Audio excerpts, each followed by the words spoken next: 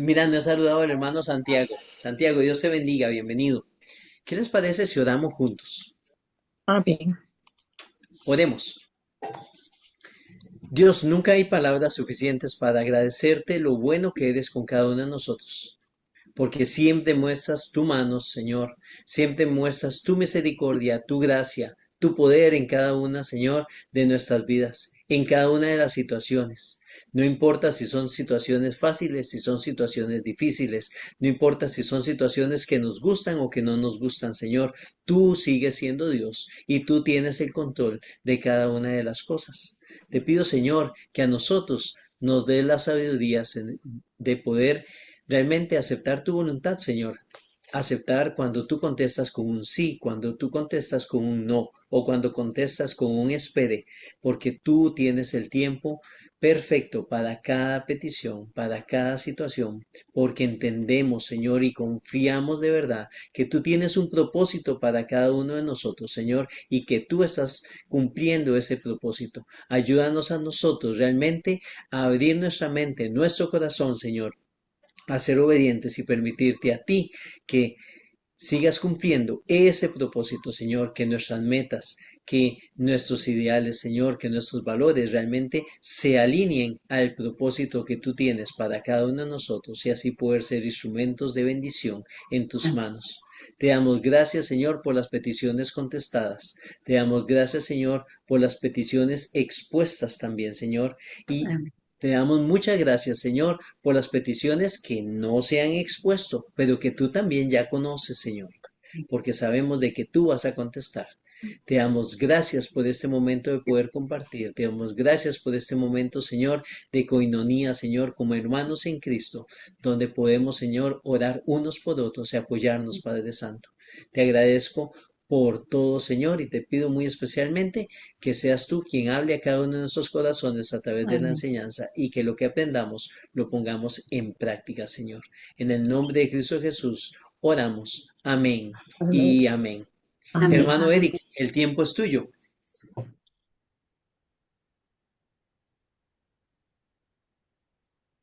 A ver, ¿qué se me Ahora sí, hizo? ahora sí. Listo.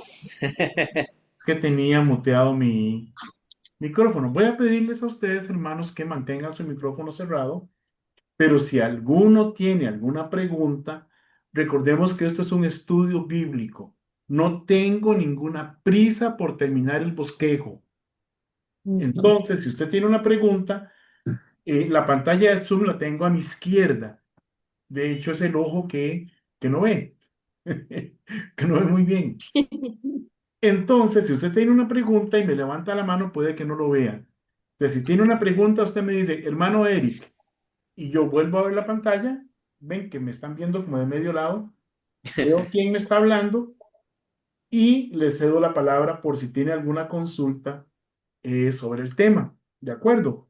Ninguna pregunta está fuera de lugar, ninguna pregunta es inoportuna.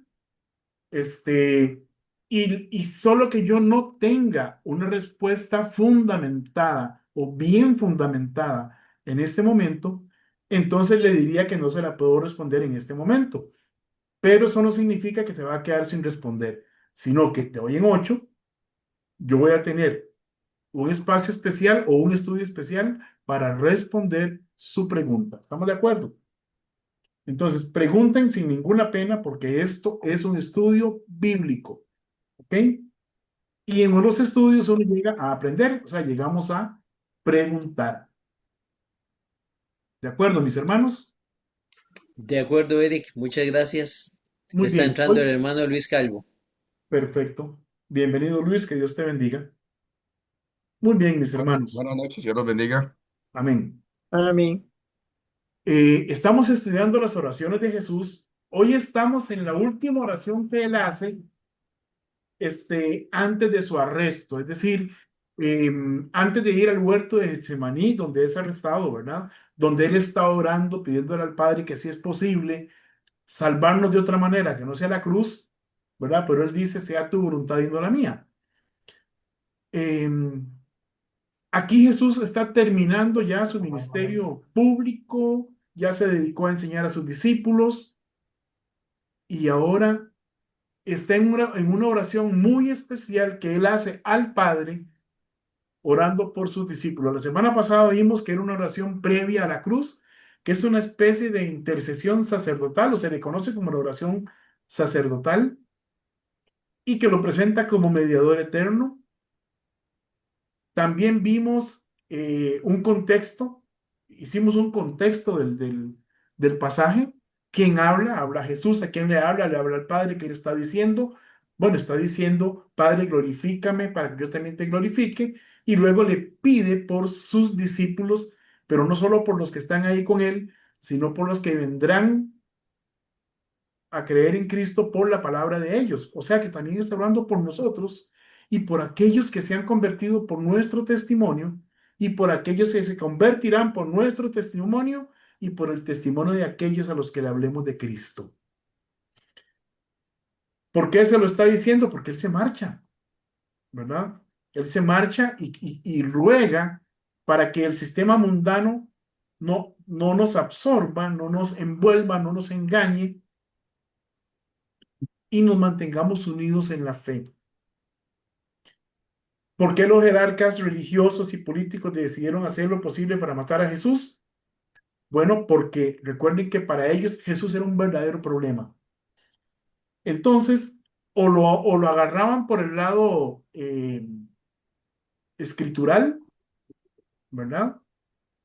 Porque él se hacía igual a Dios, y eso para ellos era blasfemia, pero eso no era una razón de peso ante los romanos para matarlo. O también lo querían agarrar por el lado de la ley romana. Entonces, como él decía, la gente lo clamaba como rey de los judíos, entonces quisieron ponerlo como un adversario de César. Y recuerden que los Césares en el Imperio Romano tenían una condición divina, es decir, ellos se constituían en dioses y también debían ser adorados. Entonces, vea todas las implicaciones que tiene el ministerio de Jesús aquí en la tierra. Hoy vamos a estudiar o a tratar de estudiar los primeros 5 versículos, Juan 17, 1 al 5. Lo que tenemos hoy, como le decía Namán ahora temprano, esto no es leche de la palabra de Dios, esto es un medallón de lomito, pero de pulgada y media de grueso y de 1 kilogramo, ¿verdad? O sea, hay que comerlo despacio y con buena letra. Entonces, por eso, si usted tiene preguntas, no se preocupe, haga sus preguntas. Yo trataré de responderlas. Y si solo vemos el primer punto de esta diapositiva, no es un problema, no tenemos ninguna prisa. Tenemos un fin que es aprender de Jesucristo para ser más como Él. Bien, mis hermanos, entonces, dice Juan 17:1, estas cosas habló Jesús y levantando los ojos al cielo dijo, Padre, la hora ha llegado. Glorifica a tu Hijo para que también tu Hijo te glorifique a ti. Bien, aquí tenemos varias observaciones. Él dice, Padre, la hora ha llegado. El verbo, no lo voy a pronunciar porque la pronunciación no es muy sencilla, es algo así como el eliten, pero no estoy seguro que así se pronuncie. Es es una conjugación del verbo que se traduce como venir.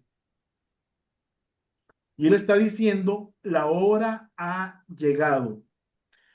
Pero la forma en que está conjugado el verbo implica que la hora no solo ha llegado, sino que permanece vigente. No es inminente, sino que es teológicamente activa.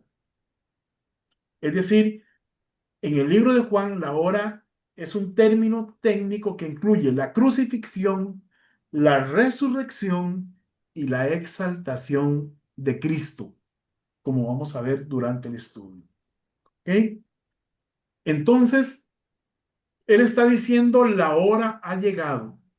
Ya él terminó de enseñarle a sus discípulos todo lo que les tenía que enseñar, ya los dejó preparados. Ahora Él está listo para ir a la cruz. Desde su perspectiva, Él ya terminó su obra, porque no se va a echar atrás. Dice Juan 12, 23 al 24, Jesús le respondió, estamos hablando de días antes de este momento, ¿verdad? Jesús le respondió diciendo, ha llegado la hora para que el Hijo del Hombre sea glorificado. De cierto os digo que si el grano de trigo no cae en la tierra y muere, queda solo. Pero si muere, lleva mucho fruto. Entonces, esto no se limita al sufrimiento de Cristo en la cruz, sino a la glorificación mediante la obediencia. Y entonces dice, Padre, la hora ha llegado, glorifica a tu Hijo. Esta es una petición puntual y decisiva de parte del Señor Jesucristo. La gloria aquí no es meramente visible, sino tiene que ver con la manifestación plena de la identidad divina de Jesucristo mediante su obra redentora. Glorifica a tu Hijo para que también tu Hijo te glorifique. ¿Ok? Perdón, me están escribiendo los hermanos de Cuba. Glorifica a tu Hijo para que también tu Hijo te glorifique a ti. La glorificación del Hijo tiene como fin último la gloria del Padre. Y qué interesante que Jesucristo busca glorificar al Padre. Ahora, recordemos que aquí está hablando un Jesús humano, 100% hombre, uno que decidió enfrentar un ministerio terrenal, no en sus fuerzas divinas, sino en dependencia total de aquel que le envió. Uno que decidió ir a la cruz y morir. Uno que habitaba un cuerpo mortal, tan mortal como el suyo y el mío. Ese Jesús es el que está diciendo, Padre, glorifica a tu Hijo para que también tu Hijo te glorifique a ti. Ahora, solamente el Hijo, solamente Jesucristo puede glorificar al Padre de una manera que ninguna otra criatura puede. Jesús se está presentando aquí como el Hijo eterno, consciente de una misión divina cuyo clímax glorifica recíprocamente al Padre. Voy a usar un término aquí, que luego vamos a explicar. Aquí no hay lo que en teología se llama subordinacionismo ontológico, sino distinción de personas con unidad de propósito. Ahora, ¿qué es el subordinacionismo ontológico? Bueno, la ontología es el estudio del ser. Y esta doctrina, la del subordinacionismo ontológico, es una doctrina teológica herética que sostiene que Jesús y el Espíritu Santo son inferiores al Padre en su esencia, en su naturaleza y en su ser, no solamente en función de rango, simplemente son inferiores al Padre. Esto lo predican, por ejemplo, los arrianistas, lo enseñan también los unitaristas, y a diferencia de la ortodoxia trinitaria, es decir, los que creemos en una triunidad, esta postura niega la igualdad eterna y la misma naturaleza divina de las tres personas, Padre, Hijo y Espíritu Santo, sugiriendo una jerarquía donde el Padre es superior y el Hijo y el Espíritu son derivados, son inferiores. Eso es lo que significa el subordinacionismo ontológico. ¿De acuerdo? Entonces, aquí Jesucristo se presenta como el Hijo eterno y como vamos a ver más adelante, como igual a Dios. Por eso, es que Él pide al Padre que le glorifique,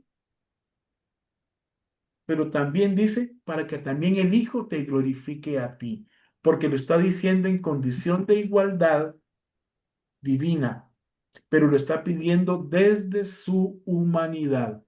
Algo que a mí me cuesta muchísimo entender, cómo Jesucristo, siendo Dios, podía soportar las cosas siendo hombre 100%.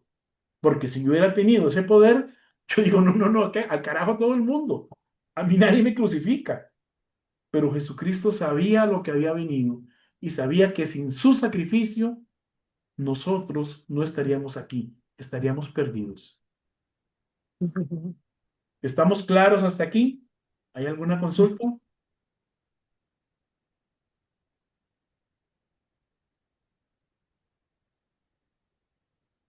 Muy bien, entonces vamos a seguir. Hermanos, no teman preguntar, no tengan pena en preguntar. Esto no son temas fáciles. Esto no son temas que se predican en cualquier iglesia. No, no, no me estoy gloriando de nada. Pero estos temas no se abordan en cualquier lugar. No todas las iglesias tienen estudios bíblicos profundos.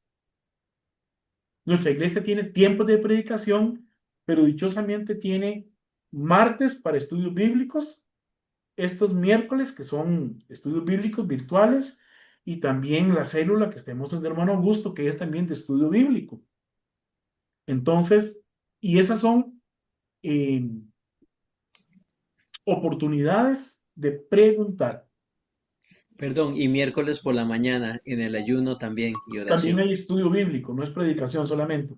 Sí, ahí estudio. Ok, entonces vea que tenemos bastantes tiempos de estudio bíblico, inclusive el domingo en la mañana, la primera parte generalmente, si no hay cena o alguna actividad especial, bueno, no siempre, aunque la haya, con lo que se quita es la predicación, no se quita el estudio bíblico, donde los hermanos pueden levantar la mano y preguntar. Muy bien.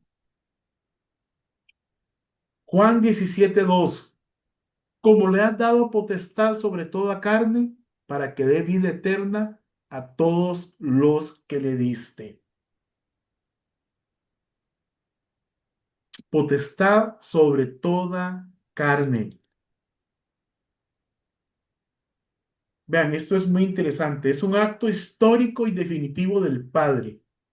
Ahora, la autoridad que tiene el Hijo, esa potestad sobre toda carne, no es usurpada. Él no la tomó porque podía, sino que le fue conferida. Recuerde que Jesucristo vino a este mundo en forma de siervo y actuó como siervo.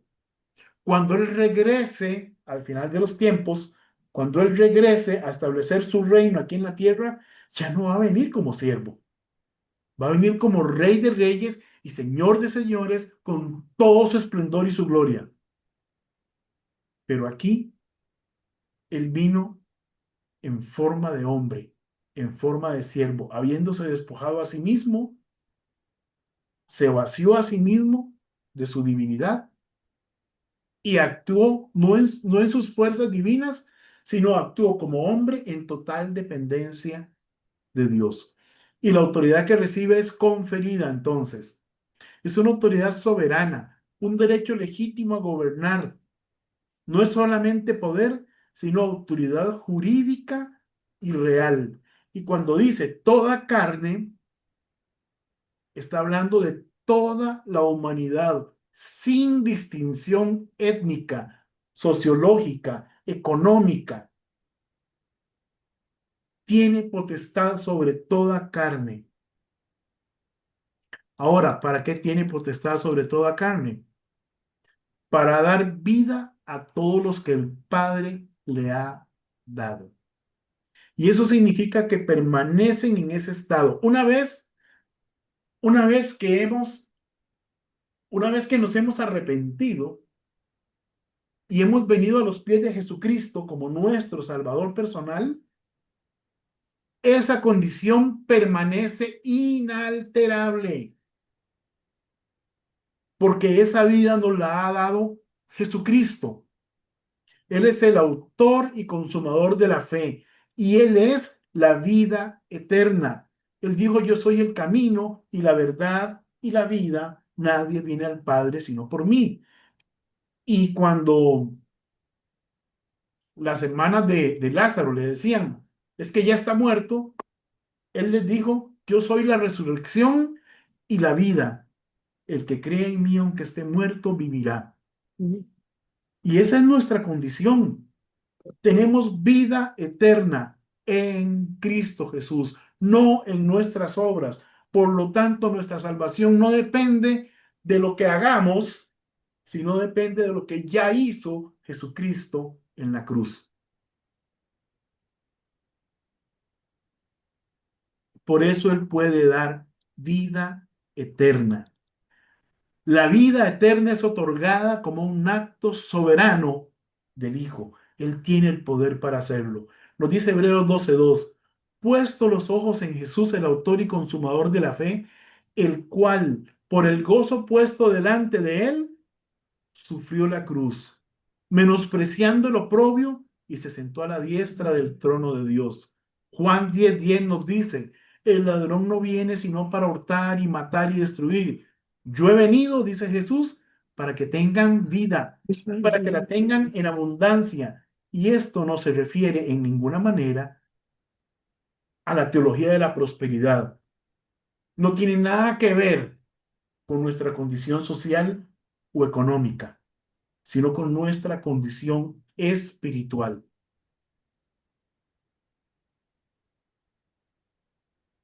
Ahora, por supuesto que si una persona que tiene a Cristo sigue todos los consejos que hay en la palabra de Dios, su condición socioeconómica tiene que tender a mejorar. Pero no porque no porque haga un pacto con Dios diciendo, como yo diezmo, tú me haces rico. No, no por eso, sino porque al tener una vida ordenada, en donde gastamos menos de lo que ganamos, en donde nos esforzamos cada día para traer el pan a la mesa, dependiendo de Dios, Dios bendice ese esfuerzo. Juan 11:25 le dijo Jesús, yo soy la resurrección y la vida, el que cree en mí, aunque esté muerto, vivirá. Y Juan 14:6, creo que lo sabemos todo de memoria, dice, yo soy el camino y la verdad y la vida, nadie viene al Padre sino por mí. Primera de Juan 5:11 al 12, y este es el testimonio que Dios nos ha dado vida eterna.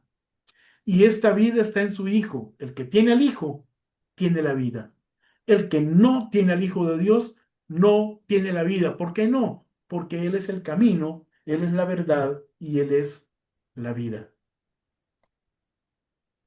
Jesús es presentado entonces como un mediador exclusivo de la vida eterna, con autoridad universal conferida por el Padre, lo que supone igualdad ontológica, es decir, igualdad en el ser, aunque con una distinción funcional. Cada persona de la Trinidad tiene su propio trabajo, por decirlo de alguna manera. Y no me pregunte cómo pueden ser tres y uno a la vez, porque el que pueda explicar eso, no lo sé. Yo prefiero no dar ninguna explicación. Algunos ponen el ejemplo del huevo, otros ponen el ejemplo de que aquí en la casa yo soy esposo, soy papá, en la oficina soy contador, en la universidad soy profesor o alumno, como quieran verlo. Pero no, no se trata de eso. Es que las tres personas tienen la misma esencia y los tres tienen funciones distintas. Tito 2:13, aguardando la esperanza bienaventurada y la manifestación gloriosa de nuestro gran Dios y Salvador, Jesucristo. Entonces, Dios permite que entendamos a través de su palabra que Jesucristo es Dios. Y lo declara abiertamente, no solo en este pasaje, sino en muchos otros, en donde los mismos apóstoles reconocen a Jesús como su Dios.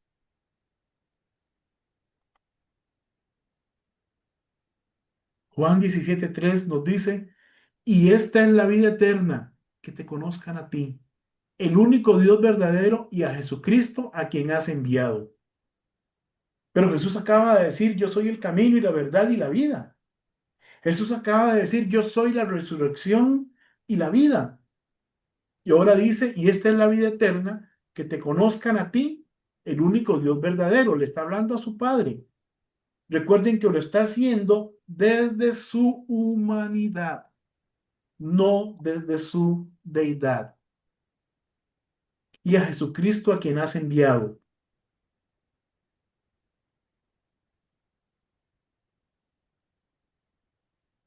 Aquí él hace una conjugación del verbo ser, eimi, que se lee estin. Y esta conjugación implica una acción presente que es habitual o continua, algo que no existe en el idioma castellano. Es una definición esencial y no metafórica. ¿Ok? Y esta es la vida eterna, que te conozcan a ti, el único Dios verdadero, y a Jesucristo, a quien has enviado. Una definición esencial describe la naturaleza literal y necesaria de algo, el qué es.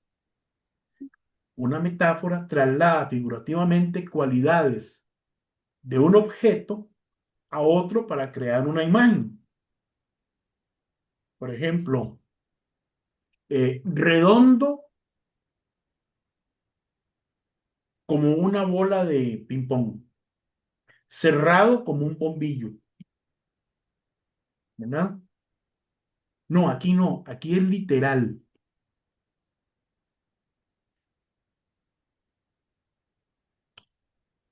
Jesucristo está poniéndose al mismo nivel del Padre, porque esa es su esencia divina.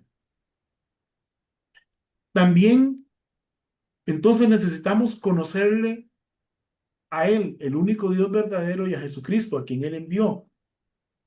¿Qué dijo Jesucristo? Yo soy el camino y la verdad y la vida. Nadie viene al Padre sino por mí.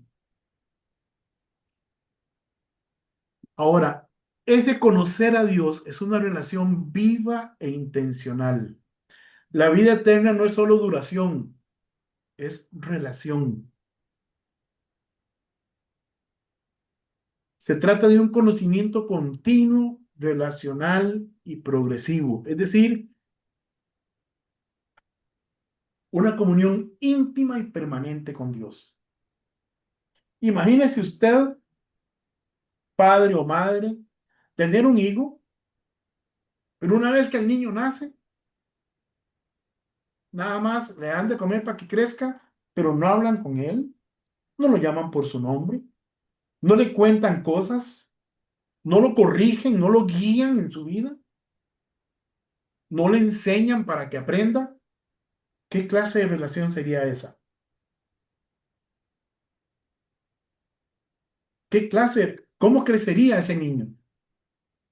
Bueno, cuando como hijos de Dios necesitamos esa relación íntima con Dios para que crezcamos. ¿Y qué significa crecer como hijos de Dios?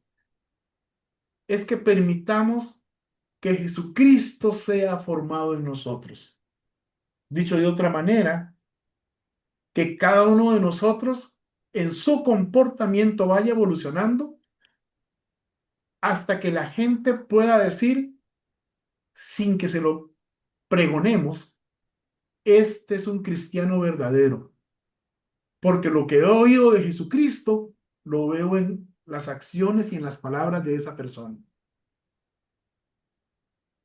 Y eso es una relación intencional, progresiva y continua con Jesucristo.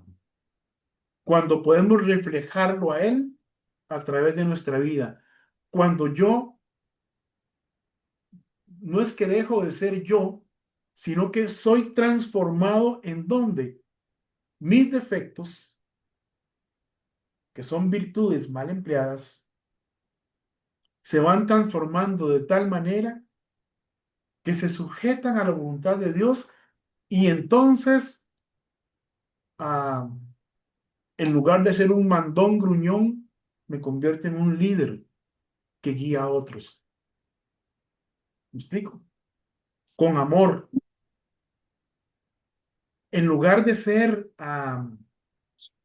¿cómo dijéramos? Un chismoso criticón, me convierto en una persona observadora, empática, capaz de acercarse a los demás de manera constructiva y ayudarles a crecer personal, profesional y espiritualmente. Porque todo eso lo hizo Jesús con sus discípulos. Y Él quiere que eso lo hagamos nosotros con aquellos que vendrán al conocimiento de Él por medio de nuestro testimonio.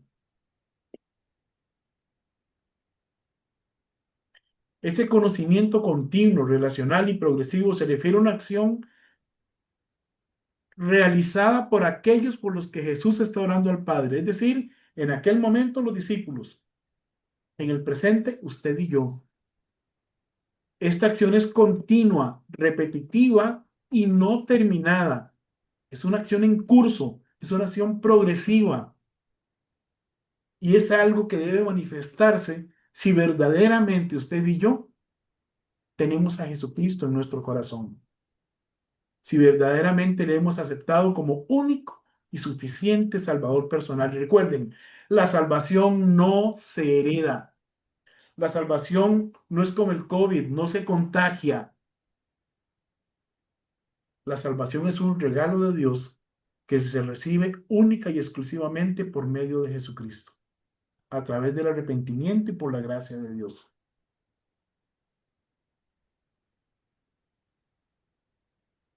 Ahora es importante entender que cuando Jesucristo dice que te conozcan a ti, el único Dios verdadero, no se está excluyendo en esa frase la deidad del Hijo.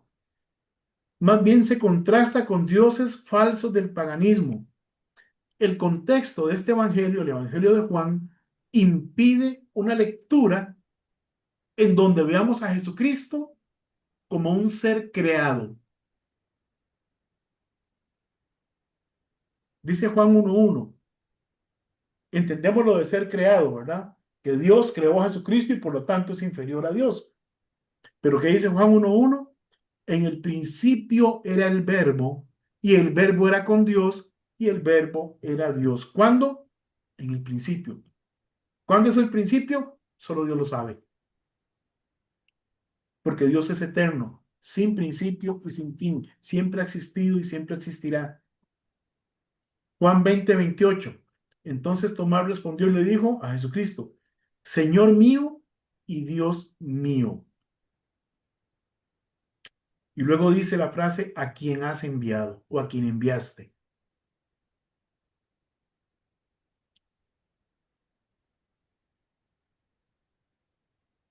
La forma en que está escrito enfatiza una misión divina preexistente. Una misión divina preexistente. Es decir, imaginemos una conversación en el cielo entre el Verbo y el Padre y el Espíritu Santo, viendo la humanidad como cuando hicieron al hombre, hagamos al hombre a nuestra imagen, conforme a nuestra semejanza. Hagamos el hombre parecido a nosotros. Ahora están diciendo, el hombre, ese ser al que amamos, está perdido. Pero dentro de la humanidad misma, no hay uno solo que pueda pagar el precio por el pecado de todos los demás. Y entonces Jesucristo, en la forma del verbo, dice, entonces yo voy a ir, yo me voy a encarnar, yo voy a ser como uno de ellos, voy a vivir como uno de ellos y voy a ir a la cruz como un cordero perfecto, sin pecado, sin mancha, sin defecto, para pagar el precio que aplaque la justicia de Dios. Y solo Jesús pudo hacer eso, aplacar la justicia de Dios, recibiendo en sí mismo el castigo por nuestros pecados.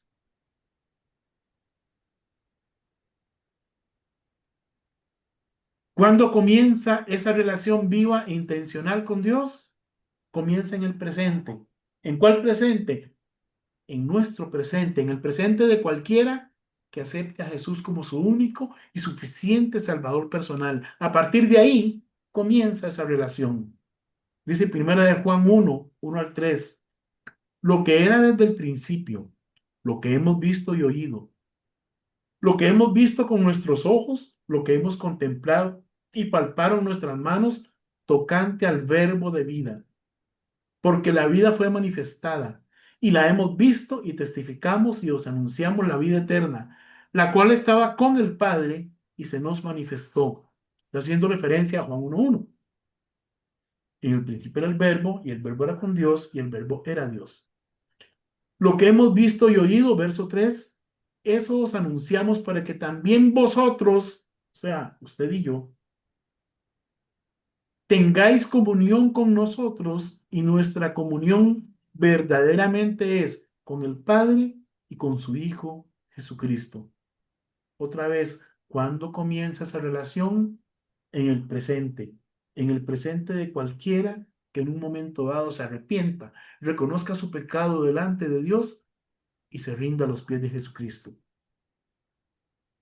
Dice Juan 9:31, y sabemos que Dios no oye a los pecadores, pero si alguno es temeroso de Dios y hace su voluntad, a ese oye. Por eso comienza, por eso ese presente comienza en el momento del arrepentimiento, no antes. Porque Dios no oye a los pecadores, pero si alguno es temeroso de Dios y hace su voluntad, a ese oye. ¿Saben? Jesucristo es Dios. Se distingue del Padre personalmente, pero se incluye como objeto del conocimiento salvífico, algo inadmisible para un mero profeta, para los que quieren relegar a Cristo a la condición de un profeta más, de un ser creado. Dice Filipenses 2:5 al 8, y con esto termino por esta noche. Haya pues en vosotros este sentir que hubo también en Cristo Jesús, el cual siendo en forma de Dios, no escatimó el ser igual a Dios. Verso 6, el cual siendo en forma de Dios, no escatimó el ser igual a Dios como cosa a que aferrarse, sino que se despojó a sí mismo, tomando forma de siervo, hecho semejante a los hombres, como usted y como yo, y estando en la condición de hombre, se humilló a sí mismo, haciéndose obediente hasta la muerte y muerte de cruz. Él tenía que habitar un cuerpo mortal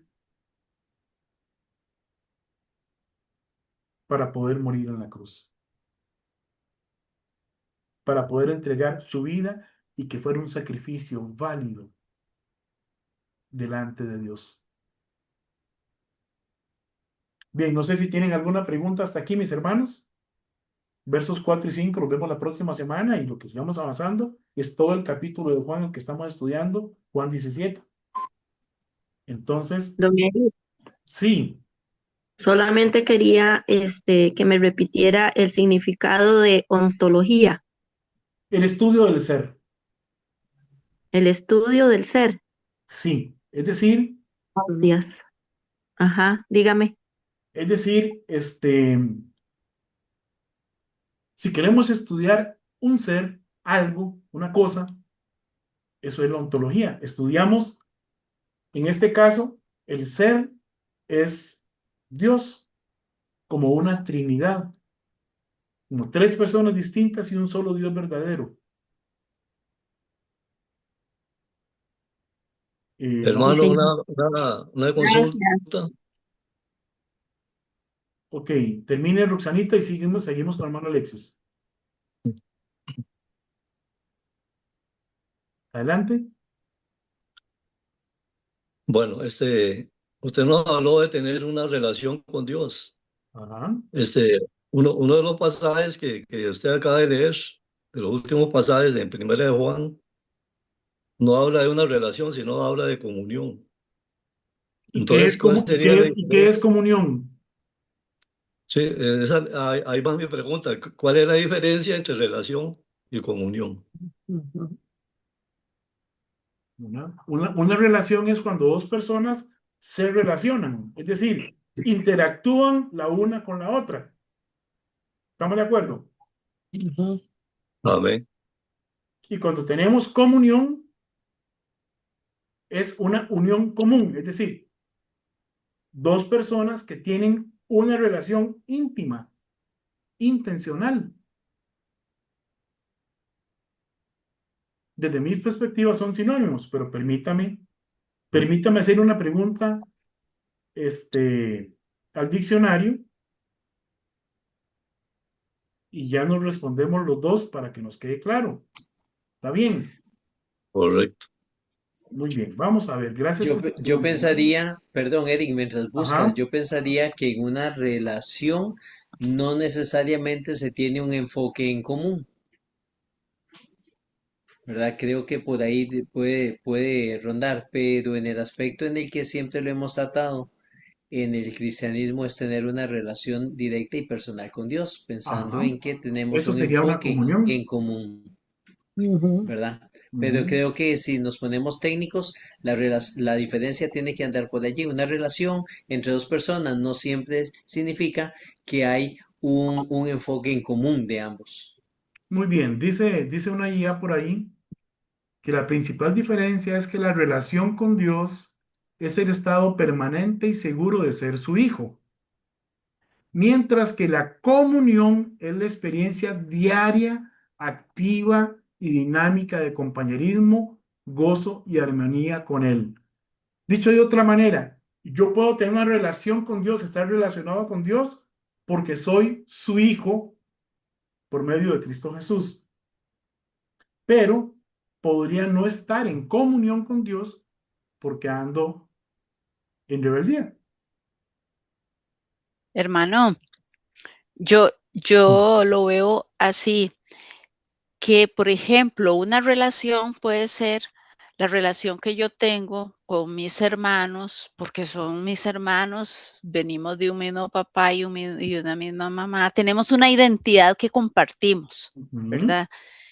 Pero la comunión es ese constante disfrutar de esa relación y entonces tengo más comunión con otros hermanos que son más afines a mí que solamente por un vínculo legal, por así decirlo, ¿verdad? O de Porque sangre. la comunión nos hace disfrutar ese vínculo con Dios, pero si yo no lo disfruto, nada más tengo una identidad, una forma de fe parecida a la de mis hermanos de la iglesia, eh, y entonces tengo una relación, una identidad con Cristo, me identifico con Él de cierta forma, Ujú. pero no tengo devocionales, no tengo estudio de la palabra, no me interesa esa parte o la he descuidado o he caído en un pecado tan recurrente que perdí esa comunión. Yo creo que es parecido pero Superficial, diferente. No, y está correcto lo que... superficial. La pregunta de Alex es súper importante. Algo que me encanta de Alex es que siempre hace preguntas de examen, ¿verdad? Perdón, Eric, tal vez ahí te quería, este, la comunión es una vida compartida Ujú. y implica intimidad, participación y sintonía, mientras que la relación es algo como decía Rosita, puede ser la relación entre hermanos y todo, yo puedo tener un hijo que tengo una buena relación con él, pero está muy lejos, está en otro país, pero sigue la relación. Existe la relación laboral, eso no significa comunión, Ujú. significa nada más una Ujú. relación que yo tengo con mi patrón. Pero entonces, comunión para mí es intimidad, es participación, es estar siempre con sintonía con el Señor. Bien. Entonces es llevar esa relación a un nivel íntimo, Ujú. a un nivel de cercanía continua. ¿Estamos de acuerdo todos? Así es, sí, yo sí. Don Alex. Sí, amén, está muy claro, claro que sí. Claro. Bueno, y Sí, gracias por su pregunta porque nos ayudó a aclarar un poco más, pero también nos pone el escalón un poquito más arriba, ¿verdad? el reto es más grande. Es Amén. decir, tener una comunión con Dios no es solamente ir a la iglesia los domingos, no es asistir a cada culto y a cada célula, ¿verdad? Porque en la iglesia tenemos relación unos con otros, comunión unos con otros. Aquí tenemos comunión los unos con los otros. En la célula tenemos comunión personal los unos con los otros. En los estudios bíblicos que se hacen en el templo, tenemos comunión los unos con los otros. Pero con Dios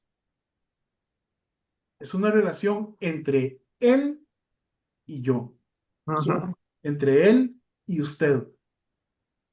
Y en esa relación, entre la relación entre Nidia y Dios, no estoy yo. Están Nidia, están Dios y Nidia. En la relación entre Rosita y Dios, no está Alex, están Ujú. Dios y Rosita, Sí. ¿verdad? Amén. Amén. Pero esa relación debe alimentarse cada día con una comunión íntima. Como lo dijo muy bien nuestro hermano Luis Calvo, compartir la vida diariamente, ¿verdad? Dice por aquí que es la vivencia práctica y el disfrute de esa relación. Implica participación mutua, intimidad diaria, adoración, escucha y compartir una misma voluntad con Cristo. Es Don decir, Eric, es decir, no es una relación meramente legal, no es solo un vínculo a través de Cristo, sino ya es un estado de intimidad en donde estamos en comunicación constante, Dios y yo, Dios y usted. ¿Sí, hermanita Nidia? sí, para mí es una relación totalmente diferente a la otra, ¿verdad? Que es que yo me puedo relacionar con los hermanos, con amigos, con eso, pero ya la comunión es algo profundo en mí con Dios, ¿verdad? Es algo muy íntimo, que yo, digamos, mis cosas ya más, de lo que está más profundo en mi corazón, yo no se las voy a decir a cualquier persona, solo las confieso con Dios y yo nada más.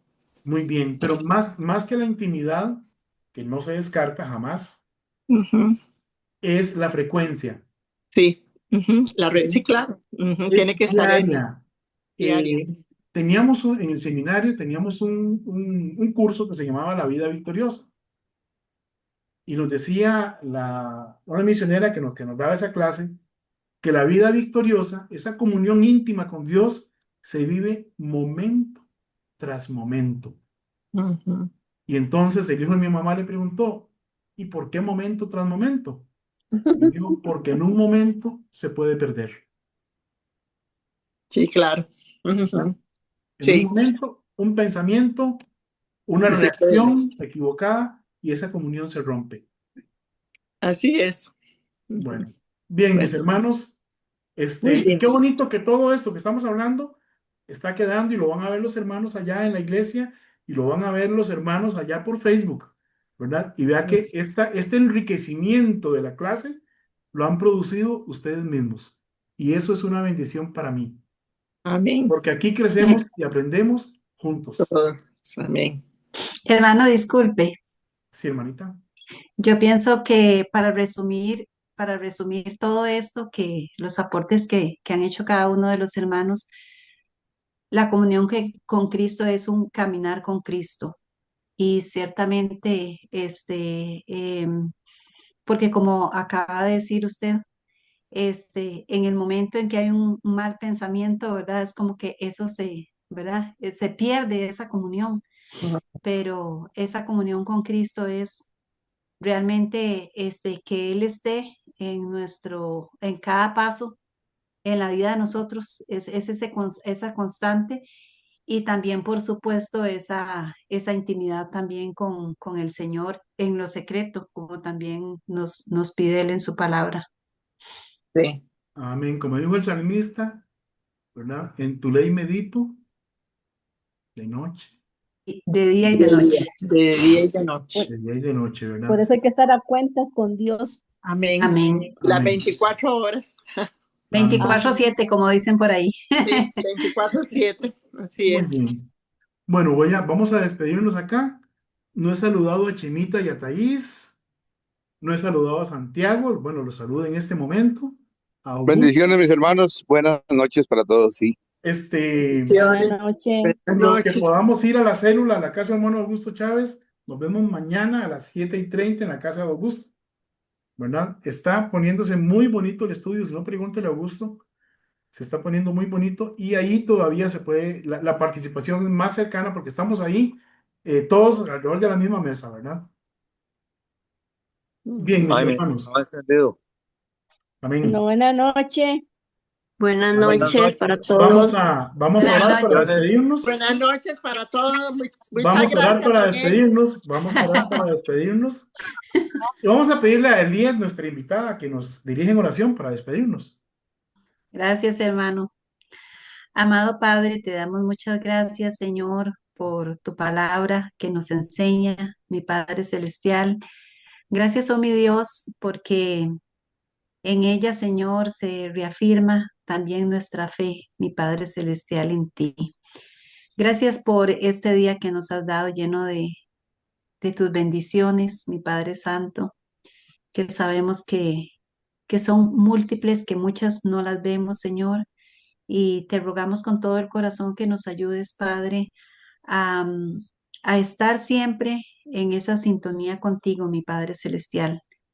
Guía nuestros pasos, Señor, bendice a cada hermano en esta reunión, Señor, conoces la vida de cada uno y las peticiones de cada uno, y te ruego, mi Padre Celestial, que en esta noche, Señor, el ángel de Jehová acampe a nuestro alrededor, Padre Santo. Sabemos, mi Dios amado, que nosotros dormimos, mi Padre, y reposamos en ti, y que, Padre Celestial, tú no duermes y velas nuestros sueños, Señor. Gracias por esa paz que encontramos, mi Dios amado, en ti. Gracias por Jesucristo, nuestro Salvador, por el mensaje de esta noche, Señor amado. Bendice al hermano y, Padre Celestial, en tus manos nos depositamos, Señor, y en ti esperamos y en ti confiamos en Cristo Jesús. Amén y amén.